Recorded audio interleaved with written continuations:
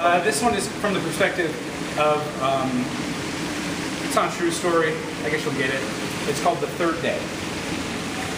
The third day, a new sob, guttural. My throat is filled with the same liquid contained in the fire extinguisher that hangs behind the glass on the halls that used to terrify her. My voice is ice, a long winter, a lavish gift, a saint's halo, a young woman's frame slowly receding, the end of the world.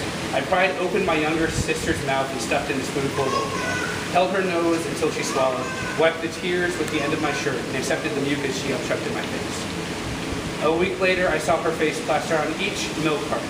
I felt the rumblings of my mother's desperate wailing. I heard the absence of her pale footsteps going up and then down the stairs. Last night, I read all her secrets, before handing them over to the man in the bowler hat and the brown suit. Each small longing passed over my irises, her journal opened in my lap, her most personal, dramatic 12-year-old thoughts turned upwards like a heavy drink into my eyelids. I hate myself. I want to die. I hope they die. I'll die right before their eyes. I'll cut my breast. I'll refuse to eat. I'll consume myself, flesh and bone, and spirit and flesh and bone. On the final page, I found a suicide note bearing hundreds of small watermarks, which I doubt were her tears. More likely, she held the page out of the window and let the sky do the crying for her, because that is her custom, and that is her way. I found each piece of her life piled like fall leaves in the middle of her room. A blanket, a knife, a deck of cards, an instrument case. The journal I recently thumbed through, numb, cold.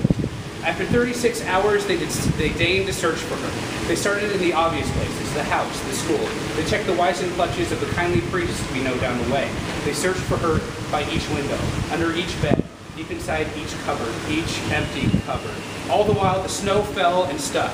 By the third day, the experts deemed her survivability in such a tempest around zero. Not absolute zero. Unreachable absolute zero. A golden urn on the other side of a lifetime of canyons.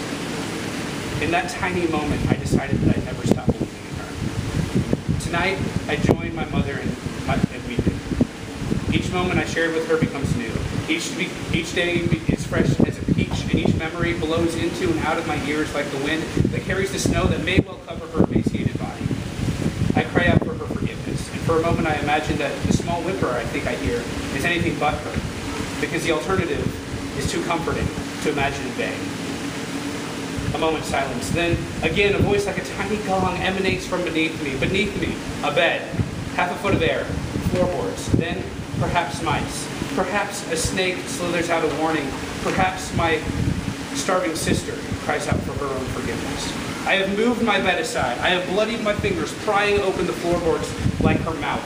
I have lost all my nails. I have called for my mother. I have found an arm and pulled. I have extracted a soot-colored child from beneath my floor. I have rolled her onto my bed. I have wiped her face clean with my t-shirt. And I have found my heart in her chest, still beating, begging for water, soaked in tar.